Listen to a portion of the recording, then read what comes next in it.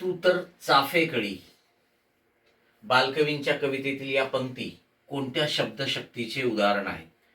बघा, इथे चाफेकळी हा शब्द वापरलेला आहे आणि या शब्दातून व्यक्त होणारी शब्दशक्ती आपल्याला ओळखायची आहे. अभिधा, लक्षणा, निरूढा आणि व्यंजना.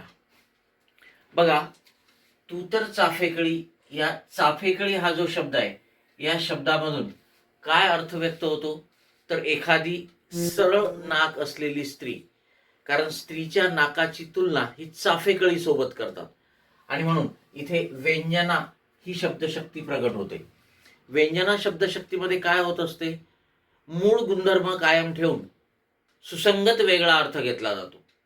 ठीक आहे. मग इथे चाफेकळी जरी म्हटलं तरी त्या स्त्रीच्या नाकाला किंवा त्या स्त्रीला चाफेकळी म्हटलेलं आहे, कारण त्या स्त्रीचं नाक चाफेकळीसारखं सरळ आहे.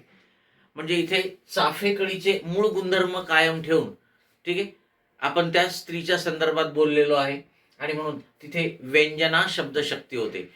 आणखी उदाहरण द्यायचं झालं तर समाजात वावरणारे साप ठेचले पाहिजे. मग समाजात वावरणारे साप म्हणजे काय? तर समाजातील हानिकारक प्रवृत्तीच्या व्यक्ती. साप जसा हानिकारक असतो, मूळ गुणधर्म कायम, तसा समाजातील हानिकारक व्यक्ती असा अर्थ आपण इथे घेत असतो आणि म्हणून इथे सुद्धा तोच अर्थ घेतलेला आहे, मूळ गुणधर्म कायम ठेवून, आणि म्हणून ही शब्दशक्ती आहे व्यंजना.